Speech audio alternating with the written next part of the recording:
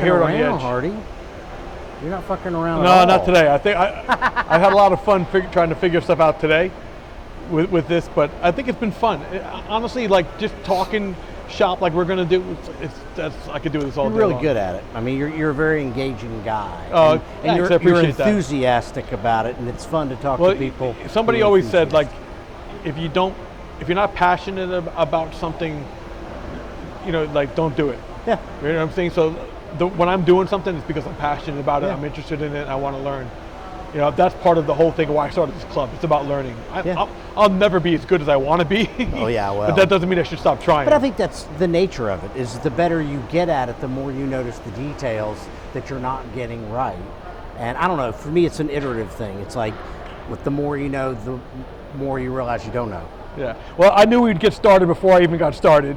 And this is Chris Jeffries from Craftsman Avenue in Brooklyn. You don't really strike me as a Brooklyn guy. Were you? I always say I'm from the South Manhattan. But no, I'm from Kentucky. So I moved to the city 3 years ago and just happened upon Craftsman Ave. So were you in Kentucky? Was that where you first got your like taste of woodworking, and is that what gave you? That in Tennessee. I helped with. I was leaning back.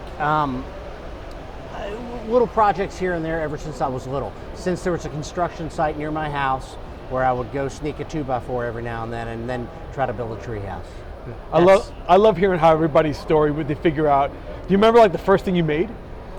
Probably not. I do remember. Well, what's the thing that you've made that you're most proud of?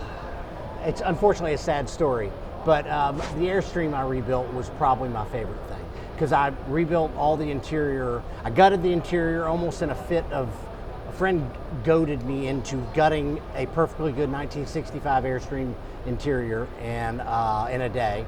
And then I spent the next year rebuilding it, mostly by getting damaged antiques. Hopefully, I'd go to a nice antique store and say, "Where's the crap you wouldn't sell?" So yeah, and then try to restore that. And I would, because I cut the backs off of them or the sides off of them and mounted them in so that, like, my kitchen cabinet was an old chest of drawers that had a broken top. Well, I put a new countertop on it and sunk a sink into it. Another was a chest of drawers that hid a washing machine underneath the bed. Did you end up living in this trailer? That's the sad part. I felt like I was finally starting to make some progress, and my friend crashed it. So we rolled over in the desert, and it's might be a beer can right now. I don't know.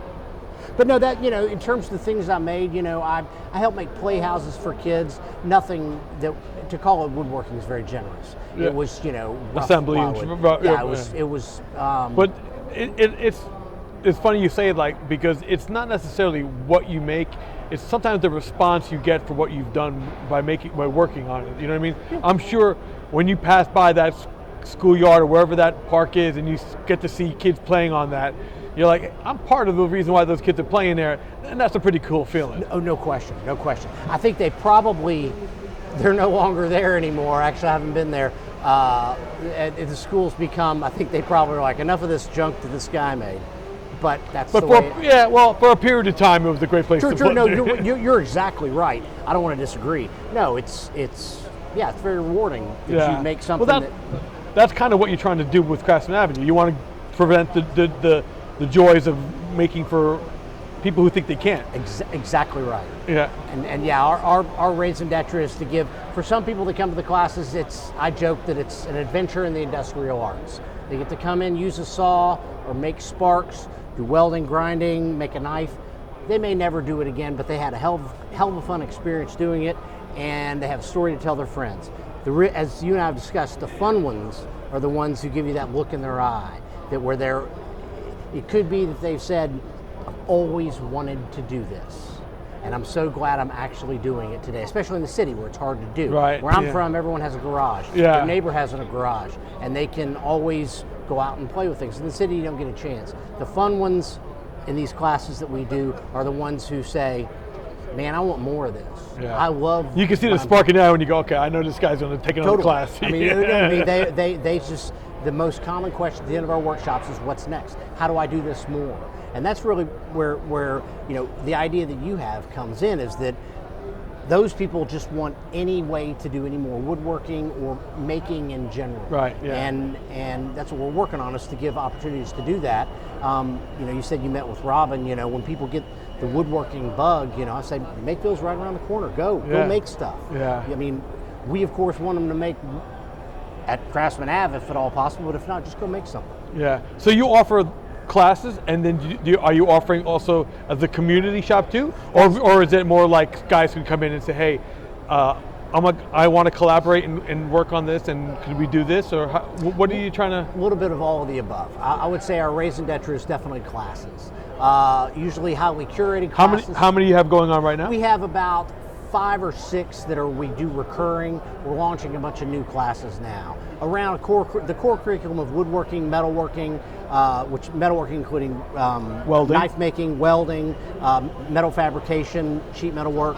I'm so there's not a guy that looks better in a welding helmet than me. Oh, I do too. Especially when the sparks are on and you can't even. Oh, I definitely. That's been my when you say what you have, what's next with your classes. What's next to me is taking one of those metalworking classes, because that's been my. I mean, I'm working on becoming a better metal woodworker, but I know, there's got to be a way for me to squeeze in some good metalworking in there Anytime, too. come by. It's fun. I would say, we just reworked our metalworking class to where it is just an immersive. You weld like damn near 2 feet of beads to make this thing. And you make a small little planter out of metal. You learn how to cut the steel, prep the steel, weld it, tack it, then beat it, grind down your welds, poke holes in it, thread the holes, all in 4 hours. You get an opportunity. It's an introduction to welding and metal fabrication, so you get a little bit of a lot of different things. But that seems like that's a lot of stuff to be accomplished in 4 hours, where you're going to walk out of there feeling like, wow, I actually did this. No, I would. The guys who teach it are so good at it. I think we do good classes, but that class people walk out the most proud. Yeah. They really do, kind of beating on their chest and saying, because you spend a ton of time making sparks, and it's very. That sounds like fun, man. It is. It's beating metal into submission is a pretty addictive thing. I like the way we make that sound too. That sounds that's awesome. That's you start in the knife class. You start with a piece of tool steel, and by the end, they're one with their steel. That's all I can say. So, what's been the hardest part in Brooklyn? I mean, I toured so many different places in Brooklyn. It seems to be a hotbed, or an expanding hotbed of woodworkers, metalworkers, because all those neighborhoods are changing and revitalizing, which means people are putting money into their homes and building stuff, and they're going to need furniture to go put in it. They're going to need structural stuff to make their brownstones look nice. And so that with all that stuff there's so much difference.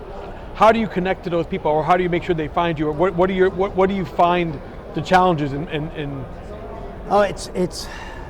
I mean, you asked the big question. I feel like right now we just have a really good word of mouth. I see spikes in signups after our workshops in terms of getting the words out, getting the word out to new guests. As you said, the neighborhood's changing a lot. We get a lot of people walking in the door just going, what the hell's going on here? I mean, today, I did. and people, they're like, welding shop, fabrication shop, marble shop. What the hell are you guys doing in there? And because our place looks different. Yeah. I loved how your place looks. When you walk into that place, and I advise you to take a tour in there, you're going to want to stay there. You're going to want to hang out there because it's a cool place. You created a place where somebody feels comfortable, where when you walk in, you have that nice table there, and that makes me feel at ease, because I consider like that's where you're saying, hey, come around the table, let's collaborate, let's talk something out, let's work on it together. Because I think that is the best way to make anything, is to make it together. You know what I mean? Collaborating is. No, you describe it perfectly, and much better than I ever could. And that's all Taurus, the guy who started the business. His idea was, he's a serial entrepreneur. He's around a lot of artists, starving artists too. Yeah, well, we got to spark somewhere, right? And he thought, well, hey, these artists know something interesting. Why don't I give them a place where they can share what they know? And like you said, it needs to be a place where people feel comfortable. So you're bringing in different guys to run classes now, right? Right. The goal is to bring in artists who have something that they want to share, a design or a technique. We have a class where one artist uses molten pewter to sort of a feature and also the function of a chair or a table. Is you pour in molten pewter and it fuses the legs in and creates this really cool pattern on the piece of furniture. I've never seen molten pewter. Well, and, you know, honestly, or worked with it. No, I neither. I think the main reason is you can melt it in what looks like kind of like a crock pot. So it has a very low melting temperature is the reason he's using it, because to melt other stuff you got to get it much hotter. Yeah. But it's it's reclaimed wood and the aesthetics must be beautiful. Oh, it is. And it has built-in drinking time, because you turn it over, pour the molten pewter in, and then you just have a drink and let it cool. Well, I got to tell you, Chris, I thank you for this time. My pleasure. Thank and you for I hope having me. we should go get a drink and I talk like about that. making some more. And I love your idea with this, with your club, because it's what I aspire to be, is good at lots of different things. Well, we're all on this. I think we're all on the same trip together. It's about education. I want to learn. I want to learn from you. I want to bring others to learn from you as well. That's part of the. I want to learn, and also, a lot of people will be like, "Oh, I'm not very handy," and I say, "Bullshit, you're not handy. You just don't think you are." Yeah. Give people a chance to start and give it a shot, and that's the fun part of this business. Yeah. Oh, 100%. When somebody makes something, and they give of it to somebody else, even if you make a gift, whatever it is, you make an ashtray, whatever it is you want. Best gift in the world. Right, because you gave of your time. Yeah. And your time is always the most valuable thing. And when you do that, the person you gave it to is going to appreciate that gift and receive something from that. They better. Yeah, they better. But you're actually, the reward that you get is much more. Oh, no question. Much more. Yeah. Yeah. Good stuff. Good stuff, buddy. Thanks so much, man. Thank you.